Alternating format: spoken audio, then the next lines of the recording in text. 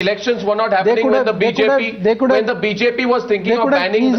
He could have done it. So when the BJP spoke of banning the movie Fana because Amir Khan made a comment about the Sardar Sarovar Dam, people affected, there were no elections happening. Any incident, any writing, any work of art, anything that hurts the sentiments of the people will have to face its consequences. Even some of the greatest reformers who reformed the Hindu society had to take the brickbats. Therefore, we have to decide: is Salman Rushdie a reformer? If he is a reformer, let him be prepared to take the consequences. So my worry is there is something. If he is not, sir, 1 minute. If he is not, he is writing for commercial money-making business. And he has no business to write something that hurts the sentiments of the people. But at the same time, let me make this point very clear. Arnav, please let me complete. Something called the Supreme Court. Let me complete, Arnav. Let me also say that the government's mishandling of this issue right from the beginning has resulted in this kind of a situation. Mr. Chari, 1 minute, sir. I'm saying today what I find very interesting, that both sides, both Hindu and Muslim. No, it's not the question of Hindu Muslim. Sorry. We are united on this. No. What about the liberals? At the same time, we also condemn Ahmed Hussain. 1 minute, sir. The fact is, there is something called a court. There is something called a law. And this same court says the freedom of expression, which is legitimate and constitutionally protected, cannot be held to ransom by an intolerant group of people. That will be more dangerous to democracy. But we can't. But that is exactly a new form of intolerance which I am seeing here today. Mr. Arnav, we can't term the filthy language as a criticism. It's not criticism. It is like the black bitch bites you. In return, would you like to bite it? Mr. Kasmi, I want to go to Shekhar Kapoor. We have to throw it away. I'm going to Shekhar Kapoor next because I want to draw him in. My question to you, Mr. Shekhar Kapoor, is the real worry is the birth of a new form of intolerance, and that the capitulation of some people, maybe the liberals or whoever organizers, those who are the owners of that, their capitulation. The worry is it's going to encourage a new form of intolerance in our society, that we'll see a repeat of it. Do you also worry to that effect, Mr. Kapoor? Okay, so I'm not getting your question because I'm in a noisy area, but yes, let me say something here. Salman Rushdie wrote an incredible book called Midnight Children, right? And now Deepa Mehta has made a film about it. Are we going to ban that film? Right? So it's a question we have to face. So are we going to say because Salman Rushdie wrote the book and it's based on it, are we going to ban him? That's one thing. And I've never seen anything said that when Salman Rushdie was coming to India to attend the festival, that it was about satanic verses. There was an assumption about satanic verses. And the person who just said it was quite right. It's not Salman Rushdie that's banned. The book was banned. There was nothing that said that he was coming here for satanic verses. What's happened in India is partly, and I have to say this, that over the last 10 years or so, maybe more, politics have become so communal, quite against our constitution, and there is a general level of communalism that you read and everybody thinks we're sitting on a tinderbox. And because there's a fear that we're sitting on a tinderbox, we are unable to decide that protest that is frivolous as against that protest that is really important. So anything that is frivolous takes on an importance much larger than it was. And I personally loved the Jaipur Literature Festival, but I thought the protest was frivolous. This is a basic question, Mr. Owaisi, that the political class should stop doing everything to appease fundamentalists on all sides. That has to stop. Yeah. No, Mr. Owaisi, it is not fundamentalism. The politicians are trying very hard not even to lose the support of a fringe group. Of a fringe group. I want Mr. Owaisi to answer that. Coming to you, Mr. Mehta, after that. Do you want me to answer, Arnav? Yes, sir. Arnav, when the UP elections are going to come out, I would sincerely request you that you should do at least a 5-minute special segment on the impact of this literary festival on the UP electorate. And you should also say which party gained from it. Because, we Indian Muslims are not fools to protest because of UP elections. I mean, do you say that the UP verdict will affect the whole Indian politics? If it was a general election, I could have understood. Second point, Mr. Goswami. No, we are not talking of the electorate. No. We are talking about the fear of the parties not to lose the support of even fringe groups. No. Even those who constitute 1% of the electorate should be appeased. Can I come in? That's the position. No, I concede to Mr. Vinod Mehta. Let Mr. Vinod. No, please continue, Mr. Owaisi. Please respond to Ashish Nandi.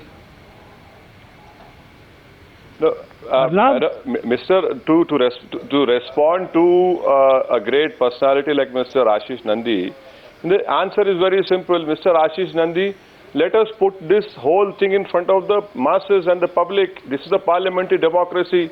You put your viewpoint, I'll put my viewpoint. Let the people decide what they want. I mean, if you want to change the constitution, please change it. If you don't want 295 of the IPC, please remove it. If you don't want 153A, remove it. If you don't want section 95 CRPC, remove it. If you don't want Public Disorder Act or CRPC, remove it. I mean, what is this? I mean, the constitution gives me the right. Earlier when we did this program, Arnab, you told... It is not about politics. No, please let me complete. Arnab, when we did this program earlier, you told me, you protest, there should not be any violence. I mean, where is the violence? When we are protesting, you say, no, this is not good. I mean, you don't want us to protest. What do you want us to do? You do want us to sit down and let all these people walk all over us? Isn't right to protest a fundamental right? Mr. Owaisi, I just don't want you to believe wrongly. I don't want you to have the wrong belief, Mr. Owaisi, that this all happened out of a person's individual volition, that it was a voluntary act, that everybody just decided, oh, in the interest of our country, Salman Rushdie should not come in. You must accept, Mr. Owaisi, it was done under the threat of physical violence and intimidation. Why are you running away from that? Why is your channel... Why is your channel Times now calling Jay Leno's remark an ignorant remark? Why are you calling it an ignorant remark? Why is your own channel calling the remark of Jay Leno as an ignorant remark when it came to Golden Temple? Your channel is saying something, you are saying something, Mr. Goswami. Yes. There's a contradiction over here. I'll tell you why. Because there was no reference to the Golden Temple, there was no reference to any religion. There was no such reference, and that's why it was an ignorant remark. Vinod Mehta wanted to come in. Mr. Mehta, yes, please. Mr. Mehta, I want you to come in to the point which Mr. Owaisi raised.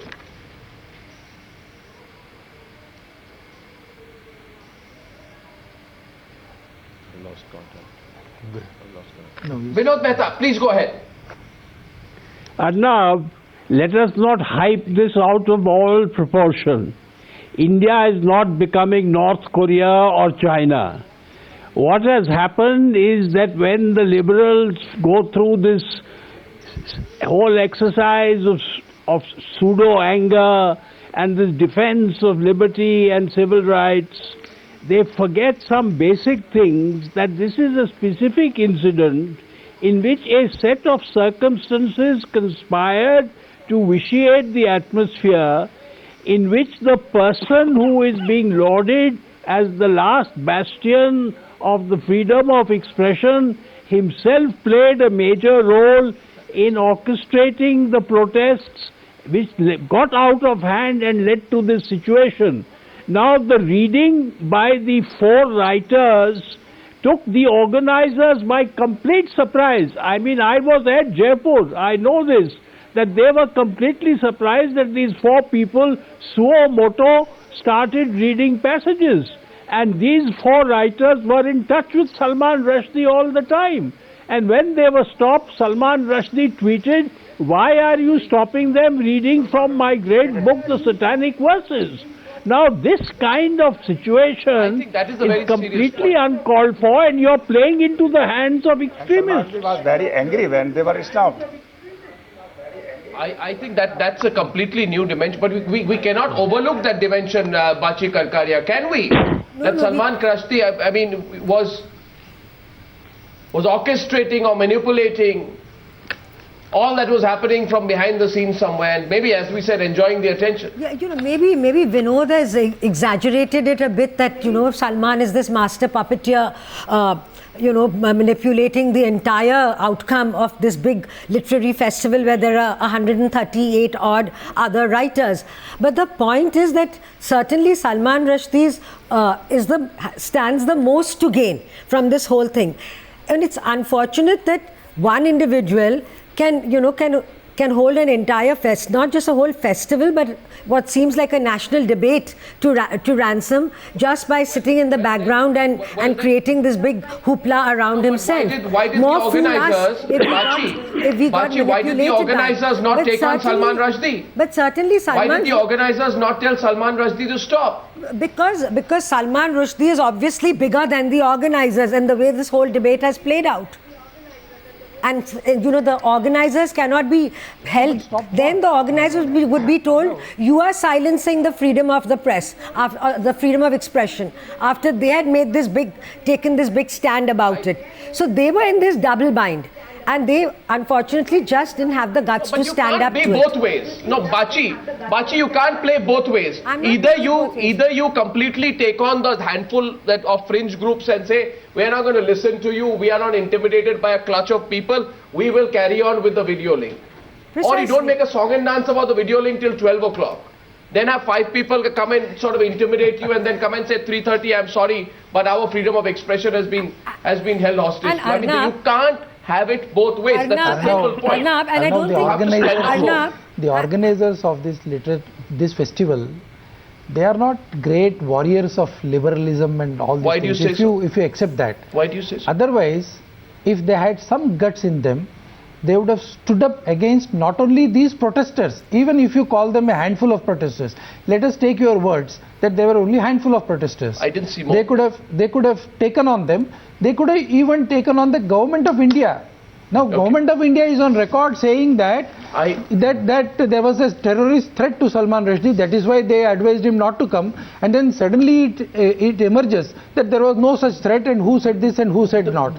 Now the organizers could have told the government also that it is your duty to give us protection. No, but we are going ahead. But why did they not say this? I thought the organizers were going to put up a brave fight, at least over a video link. But how do you expect them to put up a brave fight when they are at the mercy of the government and when the government wants them to come down? Last word on pseudo anger. The point being made by Vinod Mehta, Ashish Nandi, this is pseudo anger of a group. I don't think it was that coordinated. Yeah. Because at least one of the writers who read out from Salman Rushdie's book had protested against satanic verses and very strongly when it was published. So it was a spontaneous gesture, because I had a chat with him and I asked him that, and he said it was a spontaneous gesture. I talked with only one other participant, and no, it was not. It was not a spontaneous gesture. It is wrong. They have tweeted earlier. It was a premeditated reading. This is wrong. Mr. Ashish Nandi, I would like to correct you. Is that the feeble noise made this was a premeditated reading on the social media alone will not be enough to take on these groups. That's the crux of the thing. That's I think one of the lessons that I've learned out of this. Maybe we'll follow up the story. Gentlemen, thank you for joining me.